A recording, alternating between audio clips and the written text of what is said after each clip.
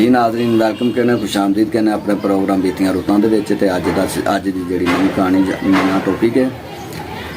अज गल करांगे एक बजुर्ग हुंदे सन चूनियां तो बाबा हसन गुजर गए ने, अल्लाह पाक उन्होंने जन्नत च जगह देवे।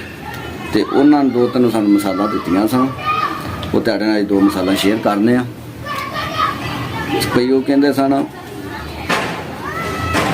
पुलिस वकील ते हसीनों की अदाओं से, पुलिस वकील ते हसीनों की अदाओं से अल्लाह बचाए इन तीनों बलाओं से। जैसे उन्होंने सानू कहानी सुनाई तो बड़े हसे। तो लेकिन वो मिसालां जड़ियां ना पुराने लोगों दी बनियां।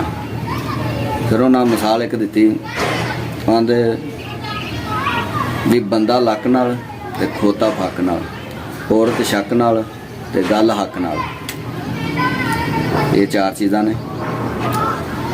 उन्हें बंदा जड़ा ना जिन्नी देर वो लक तो कायम है ना बंदा कामयाब है। तो गधा खोता जड़ा उन्होंने दसिया भई फक जड़ी ना उनके वास्ते बहुत ज़्यादा अहमियत रखती। जिस तरह इंसान बदाम खा के या देसी घ्यो खांदा इस तरह उन्होंने बदाम असर देंदा, यानी कि फक जी असर देंदी है। उन्हें औरत शक ना कि औरत दे विच शक ना पाया जाए, ये हो ही नहीं सकता कि औरत है तो शक है।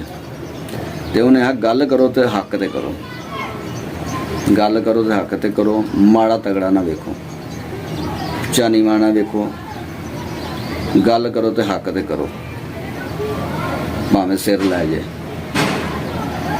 तो ये सी बाबा जी दी मिसालां बाबे हसन दियां, वो तुहाडे नाल शेयर कीतियां। उम्मीद है कि तुहानूं अच्छियां लगियां होणगियां।